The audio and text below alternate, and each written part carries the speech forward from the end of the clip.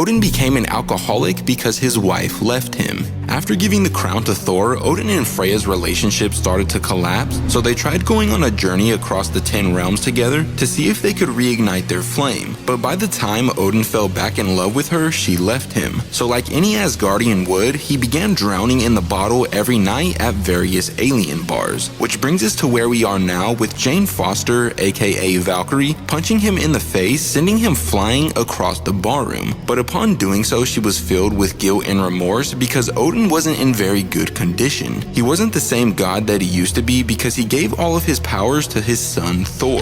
But that didn't matter. Jane and the rest of Asgard still needed his help to stop Donald Blake. She explained what a rampage he had been on lately, and that literally as they spoke, he was ripping all of the power out of the World Tree. And so Odin slammed his beer down, realizing how serious the situation was and stating that he'd go get his armor. Thor's rage, on the other hand, was growing more and more by the second, because as Donald chopped down Yggdrasil, its blood began to drip upon him. He was actually inside of the tree because that's where the little pocket world that Odin created for Donald was. On the outside, Donald kept growing stronger and stronger as the tree's guts splashed upon him. But before the treachery could continue, a hammer was hurled at his back by a familiar foe. But this time he had brought reinforcements. After being bested by Donald earlier, Throg, Lockjaw, and Doctor Strange banded together, traveling to Dimension Blood to retrieve the Asgardians that Donald banished there. But Donald expressed that he wasn't afraid of them because he had the power of multiple gods. But then someone grabbed him by his head, smashing his face into the ground. And that someone was Odin, decked out in armor and wielding a spear. He then expressed that Donald wasn't very smart for doing what he was doing because all of the World Tree's blood was being absorbed by Thor's body within it, which eventually made him powerful enough to summon a massive wave of lightning that struck Donald to his knees despite literally being stuck in an alternate world. After that, Thor called upon his ravens. They expressed that they couldn't get him out of the World Tree and that the only way he could be freed was by striking the staff that Donald broke earlier. But Thor had an idea that would let him get out and take down Donald. His crows were capable of removing his spirit and transferring it into a vessel. And what better vessel